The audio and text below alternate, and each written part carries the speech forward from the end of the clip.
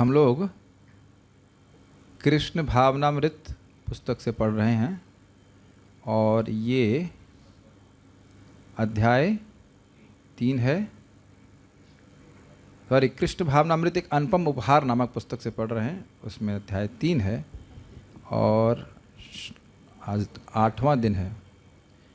एक बहुत अच्छी बात अब है कि YouTube को हम डायरेक्ट लाइव कर रहे हैं, तो आप जितने भक्तों का वीडियो ऑन है उनको हम पूरा देख सकते हैं।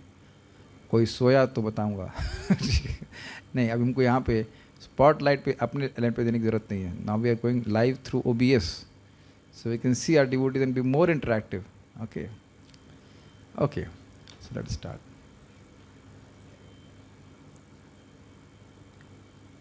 हम लोग यहाँ बात कर रहे थे कि जो बद्धजीव हैं उनका गुण है शोचति कांक्षति, उसकी व्याख्या यहाँ पे कर रहे हैं। इस प्रसन्नता का चिन्ह ये है, यहाँ से शुरू करते हैं। जब मनुष्य समझ लेता है कि मैं आत्मा हूँ, मैं ब्रह्म हूँ, मैं यह भौतिक पदार्थ नहीं, तो वह तुरंत प्रसन्न हो जाता है, प्रसन्न आत्मा। अभी क्लास के पहले ही एक बहुत सामान्य सी चर्चा हुई, लेकिन इस पर विचार कीजिए ज़रा। एक भक्त के बारे में दूसरे भक्त बता रहे थे, अरे उनके 40 लाख रुपए का पैकेज था। तो आप देखेंगे मैं भी एक सेकंड के लिए हर्षित हो गया था, 40 लाख रुपए का पैकेज। वो तो ठीक है, उनको भगवान ने बुद्धि दी थी, सब कुछ दिया था, ठीक, अच्छी बात है। लेकिन आप देख रहे हैं कि धन का नंबर सुनते ही हम कितने हर्षित हो जाते हैं। एज इफ 40 लाख पाने के बाद 40 लाख रोटी खाएगा कोई। इससे बहुत हम लोग को सतर्क रहना चाहिए कि धन इस प्रकार से हमारे मन में ये एक इल्यूजन क्रिएट कर सकता है कि हम बहुत सुखी हो जाएंगे। आप देखे थे किस प्रकार से बात बोली गई तो उसका प्रभाव क्या हुआ था। तुरंत मन में व्यक्ति आ जाता है कि मैं इसके द्वारा सुखी हो जाऊंगा। It doesn't work like that. सुख कैसे प्राप्त होगा? देखिए, इस प्रसन्नता का चिन्ह यह है कि अब वह लालसा तथा शोक का अनुभव नहीं करता। इस संसार में सभी लोग खोई हुई वस्तु के लिए शोक करते हैं। उन्हीं वस्तुओं के लिए वह शोक करते हैं जो खो जाती हैं, जो जन्म के साथ वो लेके आए थे, है कि नहीं? उस स्लाइड को ऑन कर दीजिए भाई। अब इस जगत में आता है तो पानी की बोतल, कुछ कपड़ा लत्ता है कि नहीं, बैंक बैलेंस, यही तो लेके आते हैं कि नहीं? नहीं आते? कितने आश्चर्य की बात। अच्छा, जाते हो तो जरूर लेके जाते होंगे। तो आप एक मैथमेटिक्स पढ़ाते, बहुत दिन से मैथमेटिक्स वो लोग भूल गए होंगे। मैथमेटिक्स से पहले खाना खिलाते हैं, फिर मैथमेटिक्स पिलाते हैं। सैंडविच समझते? सैंडविच के ऊपर ब्रेड और नीचे ब्रेड और बीच में कुछ माल भरा रहता है। कभी आलू भरा रहता है, कभी मक्खन लगा रहता है, कुछ अलग अलग वस्तुएं रहती हैं, तो इसे कहते हैं सैंडविच। तो आप खाना खा चुके, इसलिए खाने का तो कोई उदाहरण समझ में आ ही गया होगा। सैंडविच थ्योरम पढ़ाते हैं हम। If x is greater than z and less than y and if z is equals to y then x equals to z and x equals to y। वाह, ये क्या हो रहा है? आप तो बहुत विरोध करते थे मैथमेटिक्स का, ये क्या हो रहा है? कहने का आशय ये है कि भाई हम अगर एक प्रश्न करें, if x is greater than 0 and less than 0 then what is x। अगर x 0 से बड़ा है और 0 से छोटा है तो x क्या है? 0 है और कोई स्कोप नहीं है। आप लोग कहेंगे भाई बेहतर होगा कि आप गीता ही पढ़ाई, मैथमेटिक्स तो बिल्कुल समझ में नहीं आ रही है। लेकिन समझ में आ गया ना, 0 से शुरू किए थे भौतिक रूप से और 0 पे ही समाप्त करेंगे, तो बीच में जो भौतिक उपलब्धियां हैं वह भी 0 हैं। अच्छा, ये चीज़ तो आपने कई बार सुनी होगी। अब ज़रा दूसरी तरह से सोचिए, आध्यात्मिक रूप में आप 0 से शुरू किए थे, पिछले जन्म में भी कुछ भक्ति का संपर्क रहा है, उसको कैरी ओवर कर रहे हैं जीवन में। आज ही मैं सोच रहा था कि हमारे ही इस ग्रुप में बहुत से लोग आते हैं, बहुत से लोग चले क्यों जाते हैं? मैं खराब हूँ, मैं मानता हूँ मेरी जबान भी खराब है, लेकिन मैं इतना खराब नहीं बोलता कि अब एकदम ही छोड़ दो भक्ति, ऐसा तो नहीं कर रहे। अभी भी इनको क्लिक नहीं कर रहा है कि भक्ति ही मुंह में पेट में खाना पहुंचाने से ही हमारी शुद्धि होगी, हमारे हम सुखी होंगे। यही तो प्रॉब्लम है ना। तभी तो कुछ कृष्ण को छोड़ कुछ और ऑप्शन सेलेक्ट किए हुए हैं। आर तो सबको क्यों क्लिक नहीं कर रहा है? लेकिन आप इसका मतलब समझ सकते हैं बड़ा स्पष्ट कि व्यक्ति पिछले जन्म की भक्ति को कंटिन्यू कर रहा है।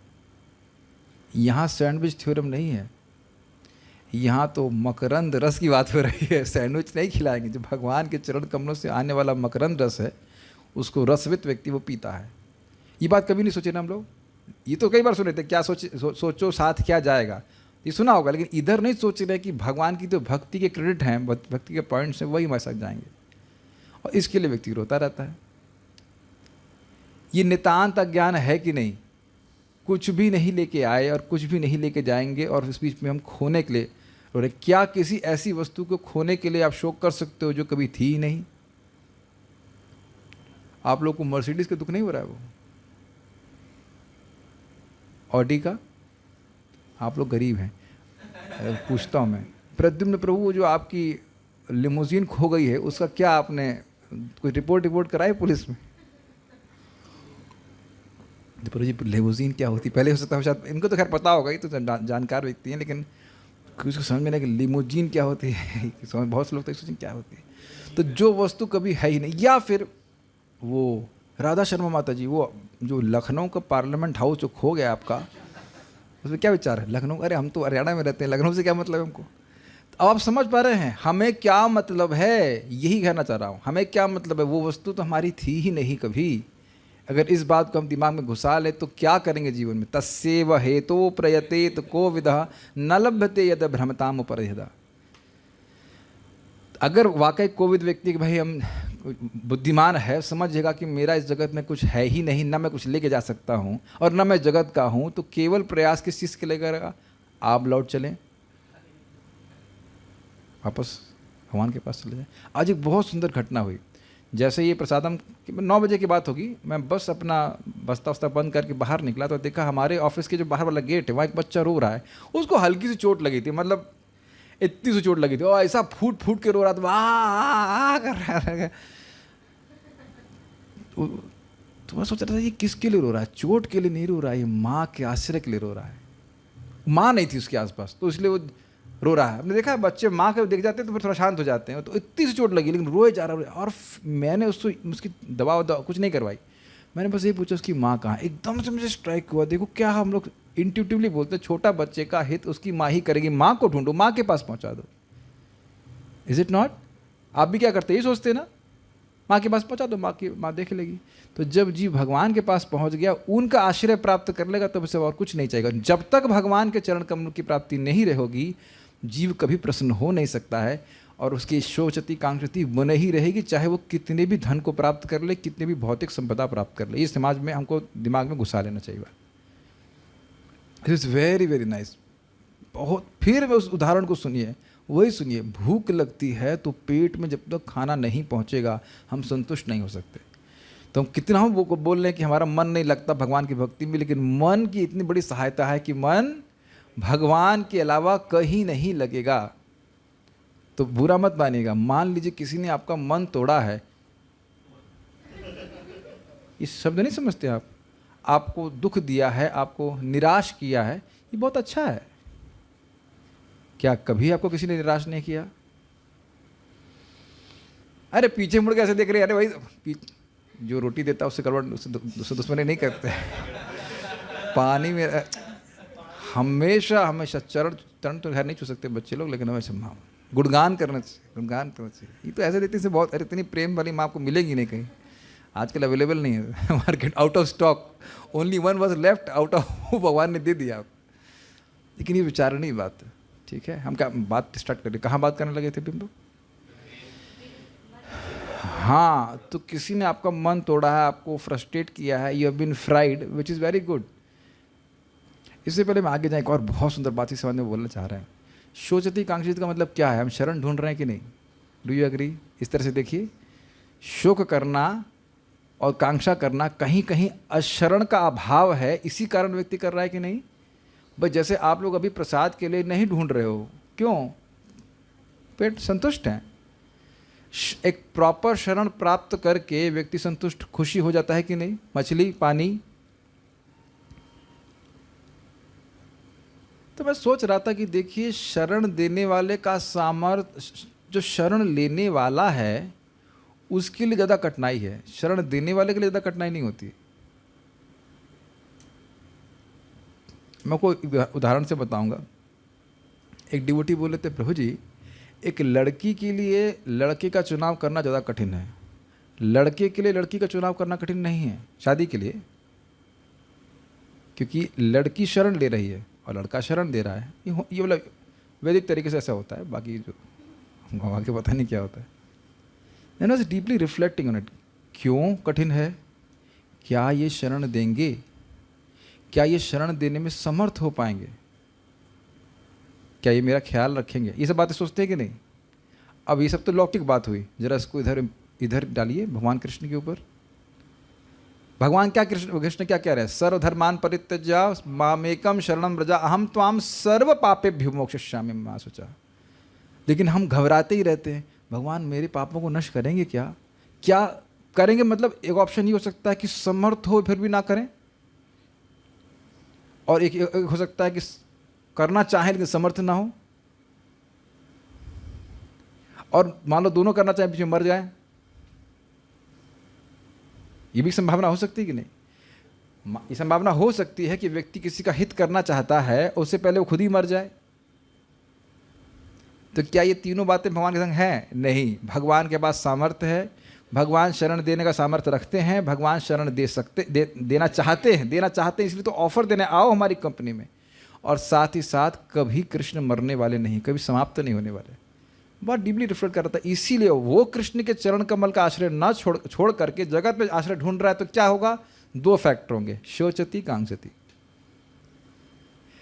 ये बात रिलेट कर पा रहे हैं हम लोग? बताइए हम लोग क्या ढूंढ रहे हैं जगत में? इजी आंसर है, हाँ, सुख ढूंढ रहे हैं, और सुख के लिए एक आश्रय ढूंढ रहे हैं। घर क्यों बनाता है? सुखी होने के लिए आश्रय। परिवार क्यों करता है? आश्रय। Do you agree? लेकिन उस आश्रय को वो से सुख प्राप्त नहीं करता। तो जब तक भगवान कृष्ण का आश्रय प्राप्त नहीं होता, वो जीव सुखी नहीं हो सकता है। और इसी को बहुत सुंदर तरह से प्रभात कहते हैं, real independence is dependent on Krishna's mercy. वास्तविक स्वतंत्रता है कृष्ण की कृपा पे आश्रित होना। तो एक और प्रश्न बन जाएगा, तो क्या हम अभी कृष्ण की कृपा पे आश्रित नहीं हैं? जी नहीं, अभी भी कृष्ण की कृपा पे ही आश्रित हैं, लेकिन स्वीकार नहीं कर रहे हैं बस। है कि नहीं? सांस लें एक बार सब लोग। समझ में आया मैंने क्या कहा? सांस किसी का बाप नहीं दे रहा है। हर क्षण ठाकुर जी कृष्ण ही तो सांस के हमको सांस दे रहे हैं, पानी दे रहे हैं, सब कुछ दे रहे हैं। अभी भी आश्रित कृष्ण पे ही हैं, लेकिन स्वीकार नहीं कर रहे हैं। तो स्वीकार करने वाली बात है। उदाहरण आप जानते हैं, जेल के कैदी भी सरकार पे ही आश्रित हैं, लेकिन मानते नहीं बात, इसीलिए जेल में उनको कठिनाई में रखा जाता है। बड़ी इंटरेस्टिंग बात है। भगवान कृष्ण के अलावा कोई हमारा आश्रय नहीं हो सकता है। इस पे और हंसी की बात मुझे याद आ रही थी कि अब एक भक्त से बात हो रही थी, हम लोग कुछ कैमरा लेना चाहते हैं, तो एक भक्त कुछ डोनेशन देना चाह रहे थे, तो मैंने कहा आप ऐसा करके दे सकते हैं। तो तुरंत खबर आई कि पत्नी को अच्छा नहीं लगता है। मैंने कहा समझ गए कि मान लो कोई आश्रय कुछ सेवा करना चाहे भी, तो इधर से क्योंकि वो साक्षात ईश्वर नहीं है, तो दूसरा व्यक्ति मना कर सकता है, नहीं नहीं ये नहीं करना है। तो ऐसा भी नहीं है कि भाई अब भगवान लक्ष्मी जी से पूछेंगे ये जीव को मैं आश्रय दूं कि नहीं दूं। ऐसा नहीं कि लक्ष्मी कह रहे इतना डोनेशन मत दीजिए, कमजोरी हो जाए, घर में भी तो देखना है। ऐसा कुछ नहीं है। जिसकी पत्नी ही लक्ष्मी है, उसे क्या दिक्कत है?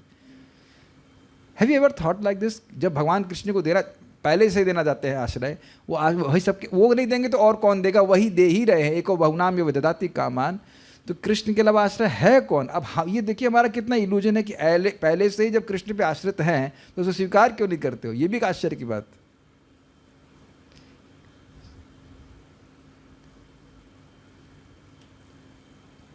तो विचार कीजिएगा इस पर। बहुत सुंदर है, ये सब बातें आई थी, पता नहीं आप लोगों को सुंदर लगी नहीं, लेकिन हमको तो बहुत अच्छी लगी, बहुत अच्छी लगी थी बातें।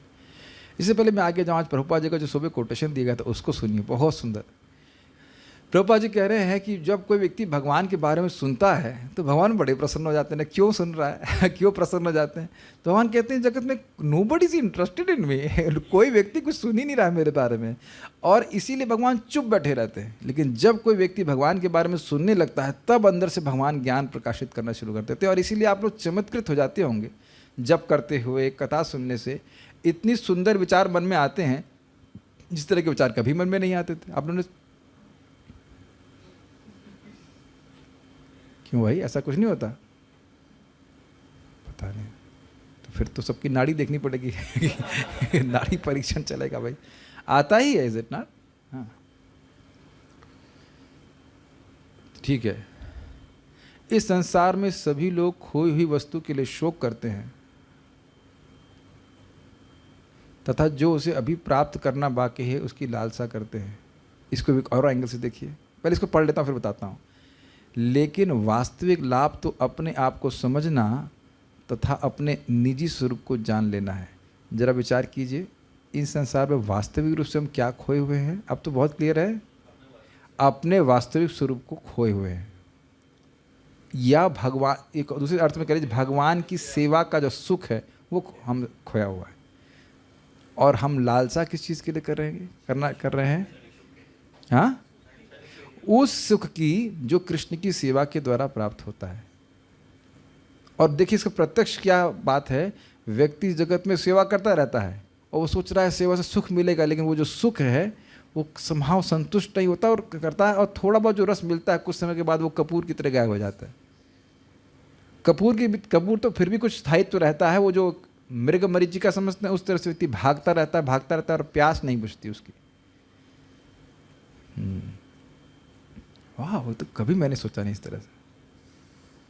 कभी सोचा है आपने इस तरह से श्लोक पे, न सोचती न कांक्षति? प्रभुपाद जी की ग्रंथ बहुत अद्भुत हैं। See, they are directly connected with Krishna परमात्मा, तो इसलिए वो बड़े एनलाइवनिंग होते हैं। जब तक हम देहात्म बुद्धि बनाए रखते हैं तब तक हमें भौतिक प्रकृति के नियमों के अधीन रहना पड़ता है और साथ साथ राज्य के नियमों एवं नियमों का पालन करना पड़ता है। इस तरह शरीर को बद्ध कहा जाता है क्योंकि यह विभिन्न प्रतिबंधों के अधीन रहता है। ये प्रतिबंध अनेक प्रकार के होते हैं, लेकिन ये प्रतिबंध चाहे जैसे हों, जिम्मेदार तो हम हैं। हमारे इस शरीर में होने के द्वारा किए गए पापों का अगर हम प्रायश्चित नहीं करते तो हमें दूसरे जन्म में इनके फलों को भोगना पड़ेगा, क्योंकि हमें कर्म के अनुसार दूसरा शरीर प्राप्त होगा। पहले थोड़ा समझ लीजिए प्रभुपाद जी यहाँ पे क्या कह रहे हैं। जब तक हम देहात्म बुद्धि बनाए रखते हैं तब तक हमें भौतिक प्रकृति के नियमों के अधीन रहना पड़ेगा। देहात्म बुद्धि मतलब देह को आत्म मानना, मैं मानना। तो अब जब कोई जीव इस प्रकार से कर रहा है तो क्या वह प्रकृति के गुणों के नियमों के अंतर्गत है? जी बिल्कुल है। सतगुण, रजगुण, तमगुण से वह या उसके मिश्रण से वो प्रभावित होगा और उसके अनुसार उसकी धारणा देह में अलग अलग प्रकार से होगी। ये हम समझ पा रहे हैं इस तरह से। और राज्य के नियमों का भी पालन करना पड़ता है। ये राज्य के नियम का पालन करना मतलब गवर्नमेंट के रूल है, उसका देहात्म बुद्धि। जो मैं अभी समझ पा रहा हूँ वो ये है कि उसके, क्योंकि वे अपने को शरीर मान रहा है इसलिए उसके विभिन्न प्रकार के कर्तव्य बना दिए जाते हैं, बता दिए जाते हैं जो उसके शरीर के अनुसार है। तुम स्त्री हो, तुम्हारा ये धर्म है। तुम पुरुष हो, तुम्हारा ये धर्म है। तुम ब्रह्मचारी हो, तुम्हारा ये धर्म है। तो ये धर्म कौन बता रहा है? शास्त्र में तो है, लेकिन बता कौन रहा है? राज्य बता रहा है। Do you agree with that? राजा बताता है तुम ये करना है, तुम ये करना है, लेकिन वास्तविक रूप से कर्तव्य जीव का किसके प्रति है? भगवान के प्रति। और ये भागवत में आप सुनेंगे पृथु महाराज के प्रकरण में कि वैष्णवों को छोड़ के सभी उनके अंतर्गत थे। अब इसका अर्थ क्या है? इसका अर्थ ये है कि जब उस भाई वैष्णव लोग जो हैं वो किसके लिए सेवा कर रहे हैं? वो कृष्ण की सेवा कर रहे हैं, तो वह राज्य के नियम के अंतर्गत नहीं है। भगवान श्री कृष्ण के भक्त, शुद्ध भक्त जो भक्ति कर रहे हैं, अब उनको वर्णाश्रम पालन करने की जरूरत नहीं है। वो प्रकृति को, भगवान की भक्ति करके ही भगवान के पास चले जाएंगे। उनको कोई जरूरत नहीं है यहाँ के वर्ण और आश्रम के हिसाब से चलने की। Does that make sense? जयति जयति नामानंद रूपम मुरारे वीरमित निज धर्मा। जो व्यक्ति भगवान के नाम का आश्रय ले रहा है उसको अब स्वधर्म पालन करने की क्या जरूरत है? Make sense? और यही बात नारद जी बोले थे कि भाई जो व्यक्ति भगवान की भक्ति कर रहा है, पतेत यदि कदाचित उसका पतन भी हो जाए तो भी क्या उसका नुकसान हुआ, और जिसने अपने स्वधर्म का पालन किया और भगवान का भजन नहीं किया उसको फ़ायदा क्या हुआ? तो जो भक्ति करने वाला है उसको वर्णाश्रम आदि को पालन करने की कोई आवश्यकता नहीं है। Make sense? ऑब्वियसली वो पाप तो वैसे ही नहीं करेगा। जो केवल भक्ति कर रहा है उसको पाप करने का तो अवकाश ही नहीं है, लेकिन वर्णाश्रम के द्वारा उसकी कुछ शुद्धि हो ऐसा कुछ उसको कोई जरूरत नहीं। ना हम वर्णी च, आप लोग जानते हैं, ना मैं वर्णी हूँ, ना मैं ब्राह्मण हूँ, ना मैं क्षत्रिय हूँ, ना शूद्र हूँ, ना वैश्य, कुछ भी नहीं हूँ। मैं भगवान का दास हूँ, मुझे भगवान की सेवा करना चाहिए। अगर कोई इस स्थिति में है तो क्या है? क्या देहात्म बुद्धि में है?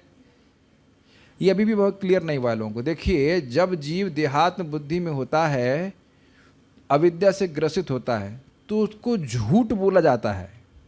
राम कृष्ण दास, सॉरी तो डिवोटी हो गए, मान लीजिए आपका कर्मी नाम लेके बोल दिया, कोई भी बोल दिया ऐसे कि भाई तुम लड़के हो, ये झूठ है कि नहीं? इस समय तुम ब्रह्मचारी हो, तुम्हें ये करना चाहिए, उसके बाद गृहस्थ हो, ये करना चाहिए, ये वानप्रस्थ हो या फिर सन्यासी भी हो, ये सब झूठ है कि नहीं? अमोघ द्विप्रभु, क्या लगता है आपको? कृष्ण लादनी माता जी, ये झूठ है ना कि आप स्त्री हैं या लड़की हैं?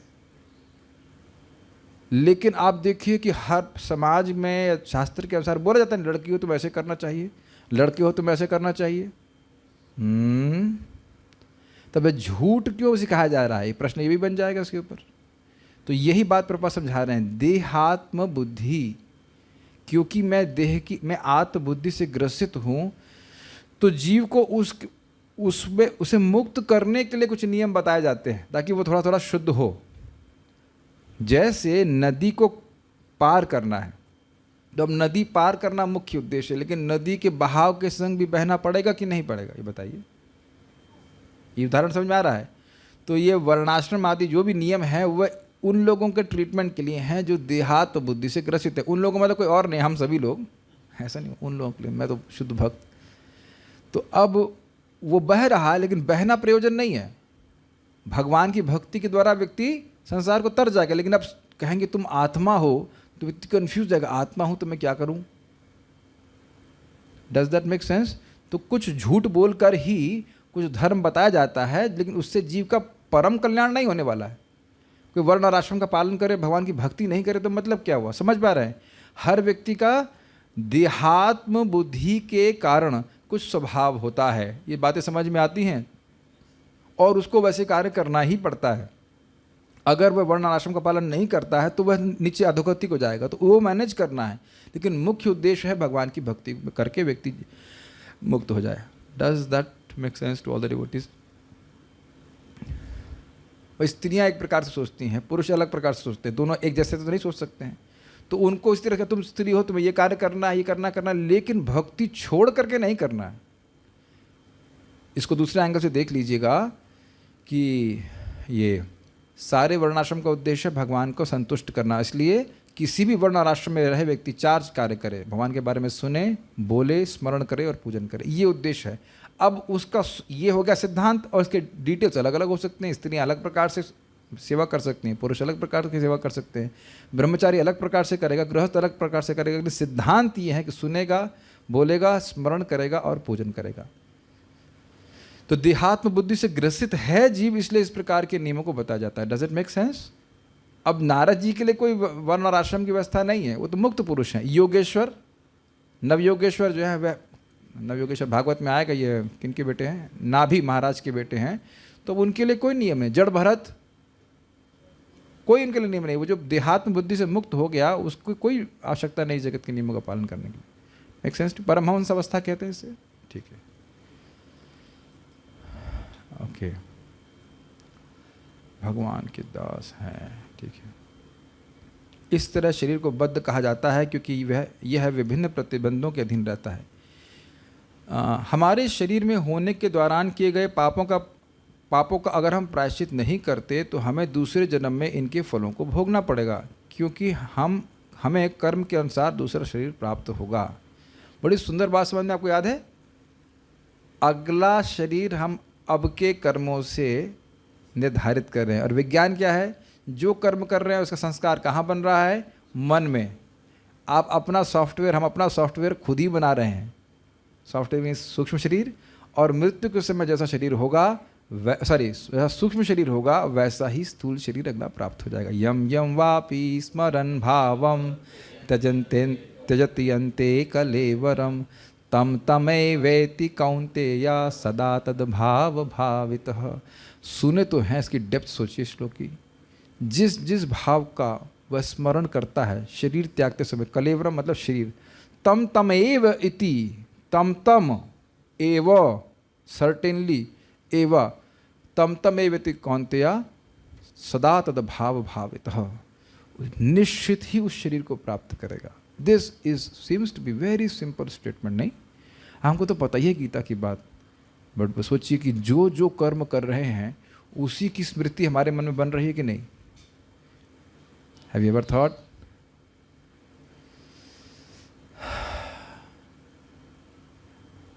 अगर ऐसे समझिए एक उदाहरण के लिए कि मानो आपका मन या हमारा मन पानी है, क्लियर स्टेज।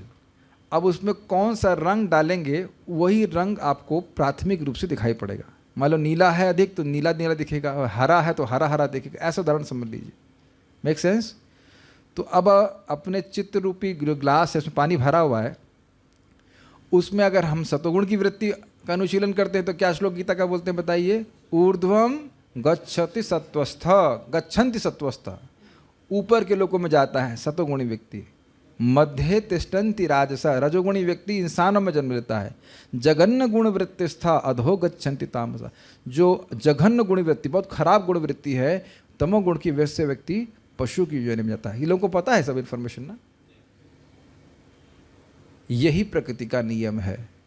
ऐसा नहीं है कि सब लोग शरीर छोड़ने के बाद वहीं जाते हैं और वहीं की कोई डेफिनेशन नहीं। अतएव, समझ में आया? ये अतएव की व्याख्या समझ पा रहे हैं आप? अपने कर्मानुसार व्यक्ति उच्च या नीच योनि को प्राप्त करेगा। अतएव सुखदेव गोस्वामी संस्तुति करते हैं कि मनुष्य अपने पाप कर्मों की गंभीरता के अनुसार प्रायश्चित करे।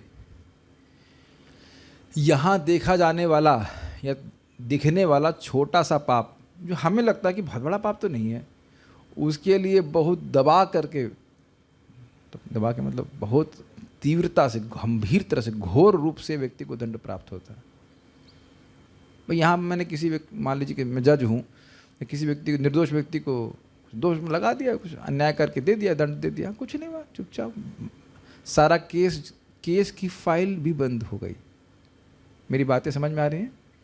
लेकिन यमराज की जो फाइल है वो बंद नहीं होती है। यही कारण है लोग पाप करने से डरते नहीं हैं। लगता है तो छोटा सा, इसको कौन देखेगा? जैसे उदाहरण के लिए आपने सुना ना, पहले ज़माने में 0 वाट का बल्ब आता था, तो उसको लोग चलाते थे, कहते इससे तो इसका बिल तो ना आएगा। आजकल के मीटर, याद आ रहा है वो दिन? इसका नहीं आता था, वो पुराने मीटर होते थे, वो 0 वाट के बल्ब को नहीं पकड़ते थे। और आजकल का मीटर जो है वो 0 वाट वाला, कितना भी आप लगाएंगे, हल्का सा LED भी लगाएंगे तो उसका वो है, बिजली का बिल बना देगा। है कि नहीं ऐसा? तो ये इनके मीटर यमराज जी का बड़ा सेंसिटिव है, वो कहीं गलती नहीं करता। छोटे से छोटे पाप को भी पकड़ते हैं, फिर दंड प्राप्त होता है। अतएव सुखदेव गोस्वामी संस्तुति करते हैं कि मनुष्य अपने पाप कर्मों की गंभीरता के अनुसार प्रायश्चित करे। मतलब छोटा हो तो छोटा प्रायश्चित कर ले, बड़ा है तो बड़ा कर ले, नहीं तो आगे बहुत दुख भोगना पड़ेगा। उसे शास्त्रों में दी गई प्रायश्चित विधियों का पालन करना चाहिए, अन्यथा कोई बचाव नहीं है। वहाँ पर वो इन्वर्टर को ऑफ किसी ने किया, जल्दी से ऑन कीजिए, तुरंत जाके फटाक से ऑन कीजिए। And why somebody is doing that every time? This is very bad. अभी सारा सब बंद हो जाता, पता नहीं कौन दिव्य कार्य करता है। इस पाइप का प्रायश्चित करना पड़ेगा उसको, पहले पकड़ते हैं, पकड़ में नहीं आ रहा है। ठीक है, see this small things can disturb the whole class. क्या बात कर रहे थे? अन्यथा कोई बचाव नहीं है। मुझे तो बहुत हंसी आती है जब वो लोग बोलते हैं ना, किसने देखा है। बेटा जब दिखाया जाएगा तो फिर माफ़ी भी नहीं, सॉरी भी नहीं सुनी जाएगी। अगर सॉरी बोलता है ना तो और पीटते हैं। अब तो ये बात आप लोग ना सुन के छोड़ देना। चलिए सोचिए कि हम लोग बहुत पापी व्यक्ति थे, मतलब ऐसे कर रहे थे पाप जो भी, और भक्ति नहीं मिली होती और अब शरीर छोड़ने का समय आ गया। चलिए मरना, सब लोग सामूहिक रूप से मरने का प्रयास करें। जूम वाले भाग रहे हैं, ये क्या सब मेडिटेशन है? विचार कीजिए कि अभी आप अब सोचे, और आप मैंने बोला ना मरने का प्रयास करें, तो आप लोग सोच रहे हैं कि हम बेड पे पहुंच गए। बेड पे नहीं, आप खड़े खड़े बैठे बैठे भी मर सकते हैं। और एक अद्भुत बात है कि जैसे मान लीजिए मैं एक सेठ हूँ, फॉर एग्जांपल, थोड़े देर में सेठ बना, खूब पाप किए, खूब मैंने क्या कहते हैं पैसे गलत सलत कमाए। अब आप सब मेरे रिश्तेदार हैं यहाँ पे, वो तो हैं ही, लेकिन मतलब सब भाई बंधु सब बैठे हुए हैं और मैं से बातचीत चल रही है, सब कुछ बढ़िया चल रहा है। हाँ भाई, हाँ सब बढ़िया चल रहा है, जो बड़ी प्लानिंग है, पैसा कमा रहे, इतने में देखो यमदूत आ जाएंगे और आप में से कोई को नहीं दिखाई पड़ेंगे, किसी को दिखाई नहीं पड़ेंगे। मैं बोलूँ ये कौन है, ये कौन है, ऐसा करना चालू कर देते हैं लोग। ये सत्य है, आपको पता है ये बात?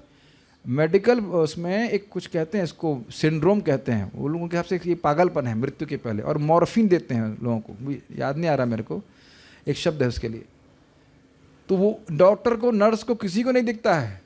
जो गनमैन उसका होगा, मान लीजिए प्रभु जी हमारे गनमैन है, बॉडी क्या कहते हैं, बॉडी गार्ड, गन लेके बैठा, या सुदामा जो बाहर है गन लेकर के, गनमैन को भी बचा नहीं पाएगा यमदूतों। देखेगा तब तो बचाएगा, कोई नहीं देख पाएगा। अरे ये हुआ है पार्थ के गांव में, जो बता रहा था व्यक्ति का, वो मर गए थे, उनको यमदूत लेने के लिए गए थे, लेके गए थे, फिर कह रहे गलती हो गई, आपको नहीं, दूसरे को लेके जाना, फिर वापस भेज दिए। खूब पैसे वाले थे, सब कुछ था, लेकिन कोई कुछ नहीं कर पाया। अब तो खैर वो भक्ति कर रहे हैं। This is interesting. पाप का पेमेंट करते समय कोई नहीं बचा पाएगा। कई बार लोग बोलते हैं हमारे पिता माता मना कर रहे हैं भक्ति करने के लिए, भैया लेकिन वो यमदूतों को मना नहीं कर पाएंगे कि आप इसको लेके जाओ। एक बार, इसमें बड़ी विनोद की बात है, पर श्रीमान गौर सुंदर प्रभु ब्रह्मचारी वो क्लास दे रहे थे, और परम पूज्य हनुमत प्रेषक स्वामी महाराज आए गीता क्लास सुनने के लिए। तो प्रभु जी वो बड़ा आश्चर्य, अरे सन्यासी होकर आप हमसे इतने वरिष्ठ हैं, प्रभुपाद जी के शिष्य हैं, आप गीता क्लास सुनने क्यों आए? कहते हैं out of fear of hell, मुझे नरक जाने से डर लगता है इसलिए मैं आ गया। इस अमेजिंग। ओके, हाँ माइक पे बोलिए, ऑन है। हरे कृष्ण। हाँ प्रभु जी, इतने जन्मों से पाप करते हुए आ रहे हैं, तो कैसे पता चलेगा कि कितना पाप किया है और उसका प्रायश्चित कैसे करना है? अच्छा प्रश्न है। इतने जन्मों से पाप करते आए हैं तो कैसे मालूम चलेगा कि भाई हम कितना किए हैं? ये बहुत बुद्धिमानी वाला प्रश्न है। कम से कम खजूर तो खा ही नहीं लग रहा है, दिमाग तेज हो रहा है। अच्छा है ये सोचा, ये प्रश्न बड़ा ज़बरदस्त है, बहुत आसान प्रश्न नहीं है भाई। सुखदेव गोस्वामी बोल रहे हैं छोटा पाप किया हो तो छोटा प्रायश्चित कर लो, बड़ा किया हो तो बड़ा प्रायश्चित कर लो। भक्त बोल रहे हैं बिस्किट इज़ वर्किंग। हाँ ठीक है, वो वटेवर।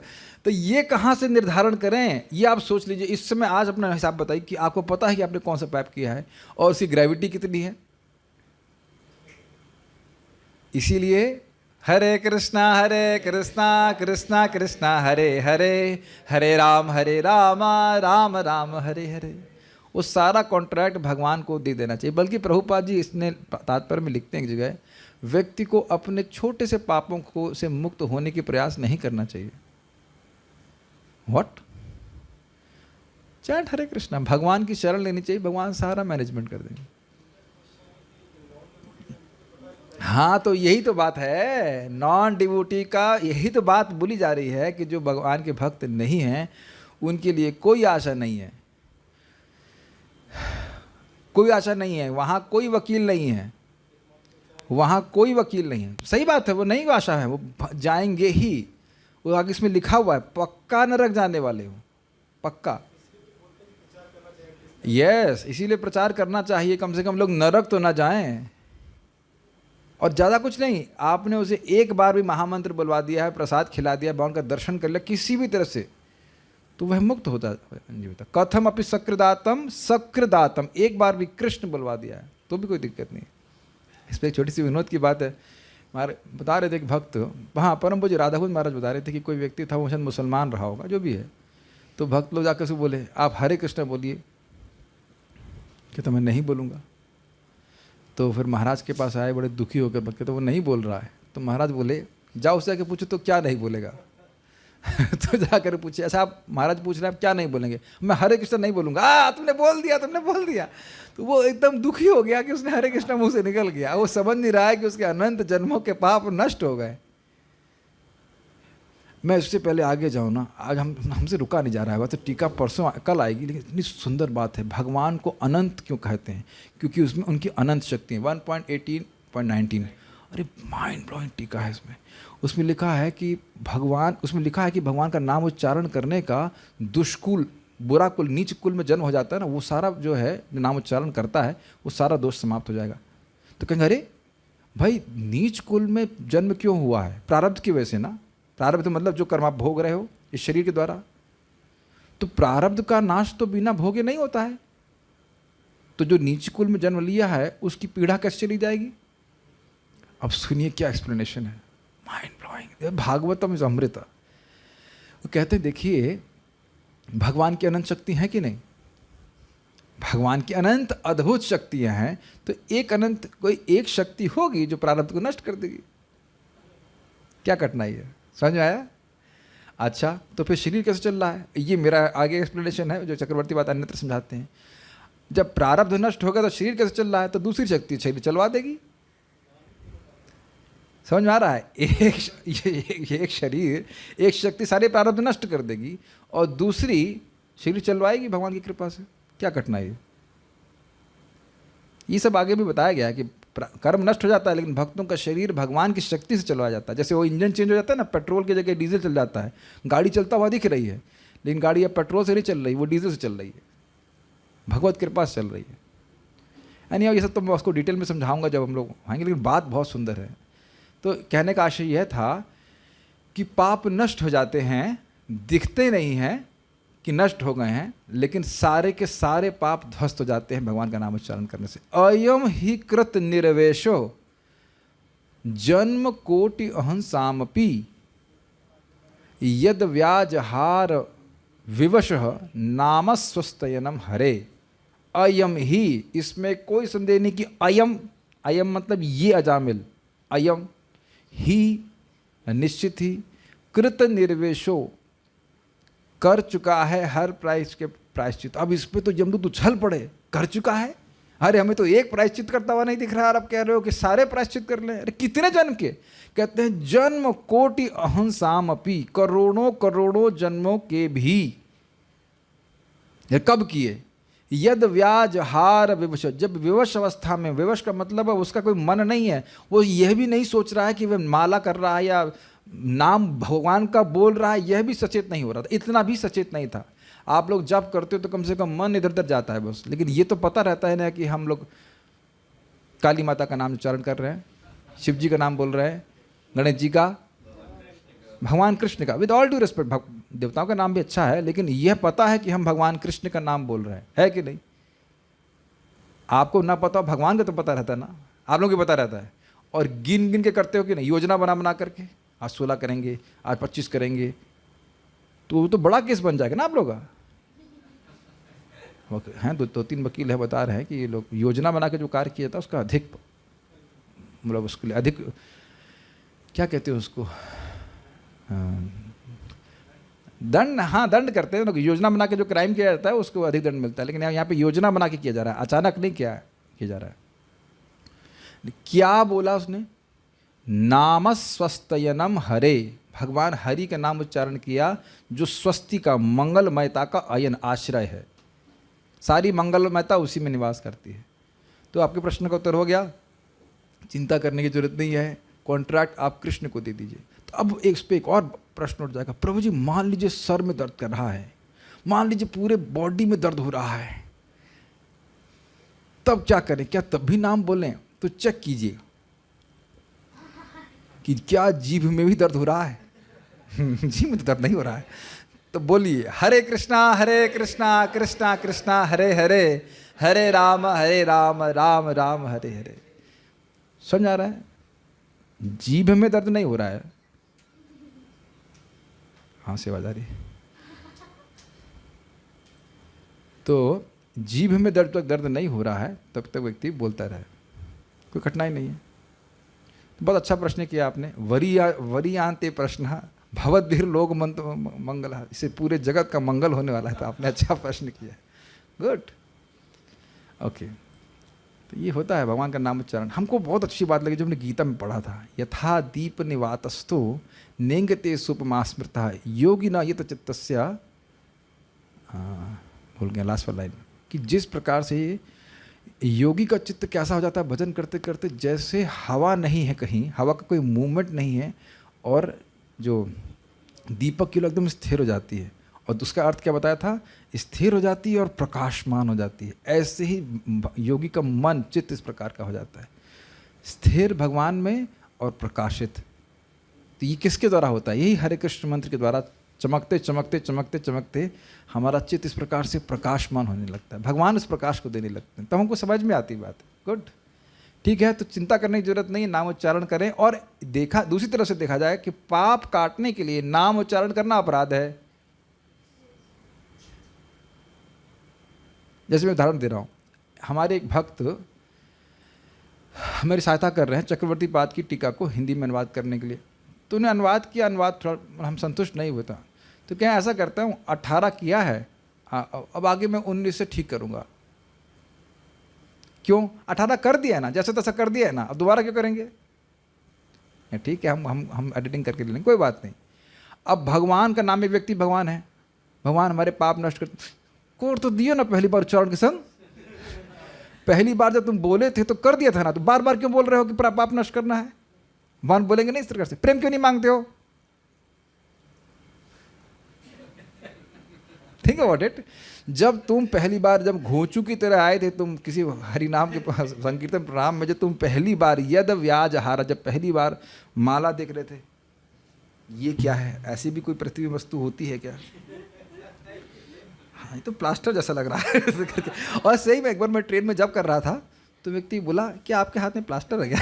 उसको वाइट थे ना, तो कहा प्लास्टर है क्या? मैंने कहा नहीं प्लास्टर तो नहीं है, लेकिन उसने कभी देखा ही नहीं होगा बीड बैग क्या होता है। तो कई मुझे 10 मिनट लगा था समझने में कि कौन सी उंगली कहाँ जाती है ऐसे करके। तो आप एकदम बुद्धू की तरह सोच रहे हैं और जब कर रहे हैं हरे कृष्णा हरे कृष्णा, कुछ भी कर रहे हैं, उस दिन ही यद व्याज हारा, जिस दिन पहली बार हरे बोला उसी दिन सारे पाप नष्ट हो गए। तो आप पाप काटने के लिए क्यों बोल रहे हैं? ये सिद्ध स्वामी बात बोलते हैं, वासना रह जाती है, वासना के निर्मूलन के लिए। Does make sense? ठीक है। Same happened with me, same happens with everyone my dear devotee. सभी के संग ऐसा ही होता है। ओके, तो चूंकि परीक्षित महाराज अत्यंत बुद्धिमान थे, उन्होंने कहा प्रायश्चित से मनुष्य पाप कर्म से मुक्त हो जाता है। मान लो कि किसी व्यक्ति ने हत्या की और फिर उसको भी मार दिया जाता है, तब उसके द्वारा की गई हत्या का पाप फल तो शमित हो जाता है, लेकिन इसकी गारंटी नहीं है कि वह अगले जन्म में दूसरे व्यक्ति की हत्या नहीं करेगा। ये क्या सुंदर बात है! ये सुना आपने अभी जो बोला गया है? आपने सुना है ना कि राजा अगर किसी व्यक्ति को, हत्यारे को दंड देता है तो उसको नरक नहीं जाना पड़ेगा, लेकिन उसके चित्त को शुद्ध नहीं कर पाएगा। Got it? फिर वह उस पाप में प्रवृत्त हो सकता है। ये बात बोली गई। इस प्रकार परीक्षित महाराज ने विचार किया। इससे बहुत अच्छी बात समझ में आ रही है। एक बार हमसे बड़ा रुचिकर प्रश्न किया गया कि जब नरक गया तो अभी छूटेगा ना जब उसके पाप नष्ट हो गए हैं। Think about it. Yes no? कितना इंटेलिजेंट, अच्छा इंटेलिजेंट क्वेश्चन है कि पाप नरक से तभी छोड़ेंगे ना, कुछ बच जाएगा पीटने के लिए तो छोड़ने वाले हैं नहीं, तब तक पीटते रहेंगे जब तक उसके सारे पाप नष्ट हो गए ना हो जाए। Do you agree?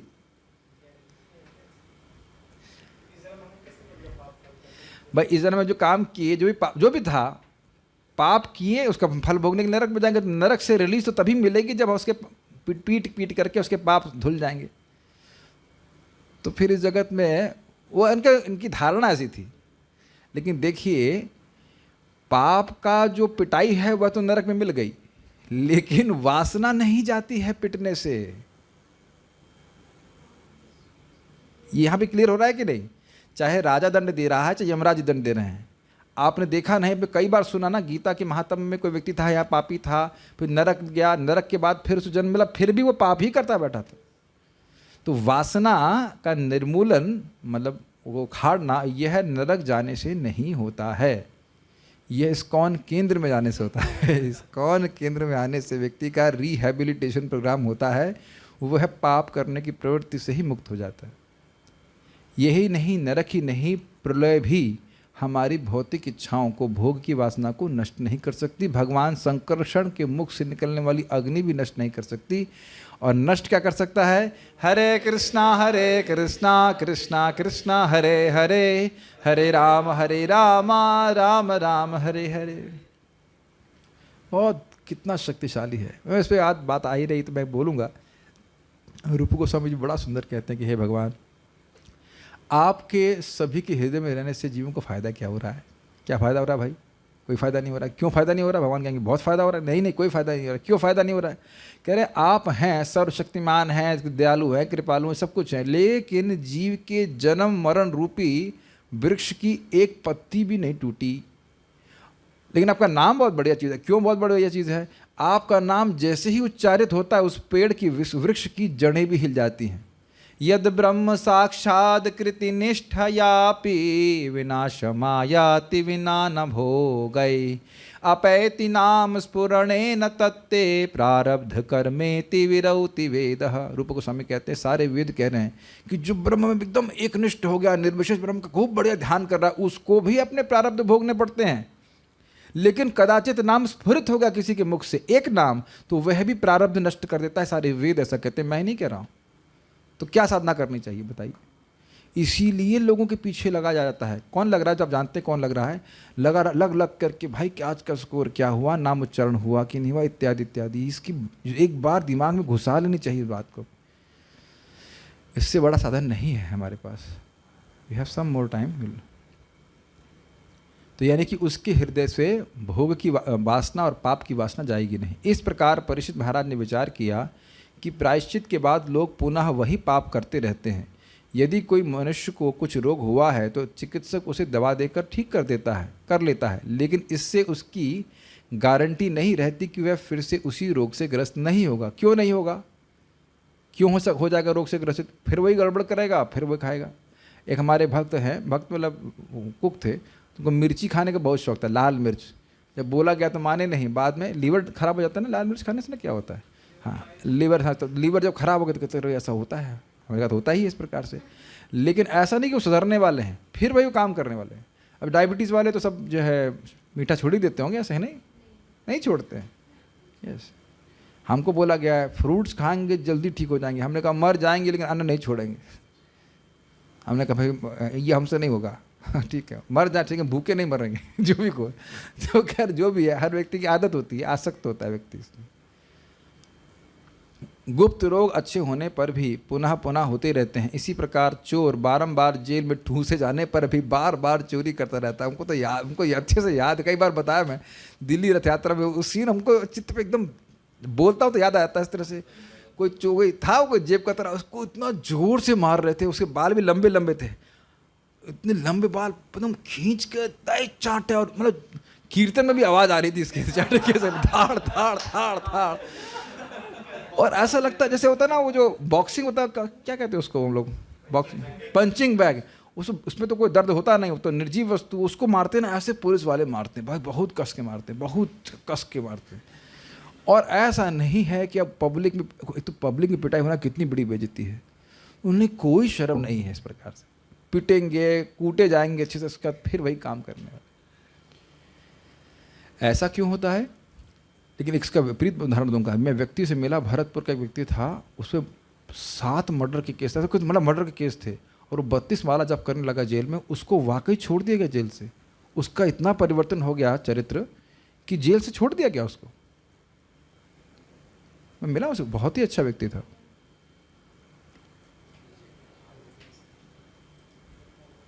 तो ये स्थिति है। ओके, कहाँ थे? ऐसा क्यों होता है? इसलिए महाराज परीक्षित ने विचार किया कि यद्यपि पहले किए गए पापों के शमन के लिए तो प्रायश्चित ठीक रहता है, लेकिन उससे यह पापों की पुनरावृत्ति को नहीं रोका जा सकता। प्रत्येक व्यक्ति देख सकता है कि हत्या करने वाला व्यक्ति दंडित होता है, लेकिन यह देखने मात्र से ही तो किसी को हत्या करते रोका नहीं जा सकता। इस पे विचार कल करेंगे। एक इंटरेस्टिंग बात है कि कभी कभी लोग कहते हैं, आप लोगों ने पूछा था ना प्रश्न महाराज को, बड़ा सुंदर प्रश्न, हमारे रामकृष्ण प्रभु और कौन, रामहरि प्रभु, आप दोनों लोग पूछ रहे थे ना? हाँ सॉरी, श्री ईश कृष्ण प्रभु पूछ रहे थे। कह रहे महाराज जी, हम लोग बोलते हैं कि याद तो रहता नहीं है कि माँ के गर्भ में थे, उस दुख की याद नहीं थी, है ना? ऐसे इसीलिए लोग हाँ नरक जाते हैं, इसकी तो स्मृति कुछ रहती नहीं है, तो इसीलिए लोग पाप जो है करने से डरते नहीं। यही प्रश्न था ना? तो महाराज कहे कि ऐसा नहीं है कि अगर स्मृति रह जाएगी तो पाप करने से रुक जाएगा। लोग देख रहे हैं ना कि पुलिस पिटाई करती है, यही उत्तर दिया था ना महाराज ने। और भी कष्ट देख रहा है, और दूसरे के कष्ट को तो देख ही रहे ना आप, कि जो बच्चा जन्म ले रहा है उसका कितना कष्ट है, तो हम भी इसी तरह जन्म लिए हैं, ये तो स्पष्ट देखा जाएगा। तो सोचना चाहिए ना कि अब हम दोबारा जन्म ना लें। केवल देखने मात्र से व्यक्ति सुधर नहीं जाता है, तो अब देखने मात्र से सुधरेगा नहीं, पाप करेगा ही, तो उसका उद्धार कैसे होगा, उसकी चर्चा हम लोग कल करेंगे। I will just take some questions. घोंचू टू थे क्या ये क्या टीका है? ये कौन सी टीका है? अच्छा, कहाँ से शुरू करें भाई टीका का? लगा का चारण टीका करें इसके ऊपर। When I was in Delhi studying and staying at a PG, there was this uncle, he was in his last days, he used to scream bad, he used to see यमदूतास I guess। तो कह रहे हैं कि वाकई दिल्ली में अधिक घूमते हैं, वहाँ पे अधिक एंगेजमेंट है यमदूतों का। ब्रज में यमदूत, आपको पता है बात? ब्रज में यमदूत नहीं घूमते हैं, यू नो दैट? कौन घूमता है? विष्णुदूत घूमते हैं। ये देखने कोई मर तो नहीं रहा है भगवान के पास लेके जाने के। और तो भजन कुछ कर पाए नहीं कर पाए शरीर का। अच्छा, आप लोग घूमते रहते हो, ठीक है ठीक। ओके और क्या? अला एक और कहानी, एक सच्ची कहानी सुनाएंगे। ये सच्ची घटना, आपको ये बात आ रही तो हम बोल दे रहे हैं। आपको पता है कि यमुना जी का स्पर्श करने से कोई व्यक्ति पाप मतलब यमलोक में नहीं जाएगा, इतना शक्तिशाली है। देखो अमेजिंग बात है कि यहाँ आपको नहीं लगेगा कुछ यमुना का जल काम आ रहा है, लेकिन जब सबसे ज़्यादा जरूरत होगी तो बहुत काम आएगा। इसलिए घर में रखना चाहिए यमुना का जल। कहीं कोई मरने वाला हो, जो कोई इसको सुने इस प्रवचन को, कहीं कोई मरने वाला हो, कुछ ना कर सके, यमुना जी का जल जरूर छिड़क दीजिए उसके ऊपर। यमुना जी यमराज की बहन है और उनका कॉन्ट्रैक्ट है या उनका आशीर्वाद है कि उनके जल का स्पर्श करने वाला व्यक्ति कभी यमदूतों का स्पर्श नहीं कर सकता।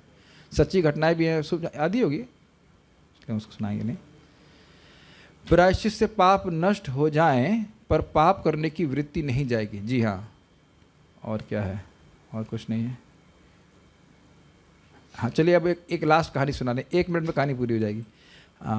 कुशा माता जी हैं प्रभुपाद जी के शिष्य, तो उनके पिताजी हवाई में शरीर छोड़ रहे थे। और हवाई में मतलब समझ रहे हैं, हर प्रकार के पुण्य करने की व्यवस्था है नहीं सॉरी, हर प्रकार के भोग करने की व्यवस्था है। तो वो भी इस प्रकार से घबरा रहे थे, कौन है ये लोग, कौन है, ऐसे करके। तो समझ गए, तुरंत ही यमुना जी का जल उनके ऊपर छिड़क दी, तुरंत तो सब चले गए वहाँ से।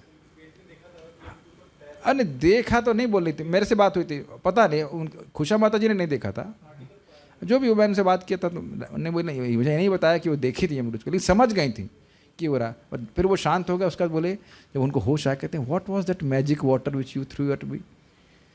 तो हम आज है ना, कितना हम लोग आश्चर्य करते, कितना सरल सुलभ है। ब्रज में लोग रह रहे हैं तो राधा कुंड का जल स्पर्श ले लेना चाहिए तिलक लगाने के लिए। आप लोग आते हो तो गंगा राधा कुंड का जल है, प्रेम सरोवर है, इधर गंगा जी का जल ले लीजिए, यमुना जी का जल रखना चाहिए। इस प्रकार से रख करके व्यक्ति को पवित्र चीज़ों का स्पर्श करना ही चाहिए। ऐसे तो हरे कृष्ण मंत्र कर रहे हैं तो फिर कोई है ही नहीं दिक्कत, ठीक है। So will stop here. Srila Prabhupada की जय। निताय गौर प्रेमानंदे।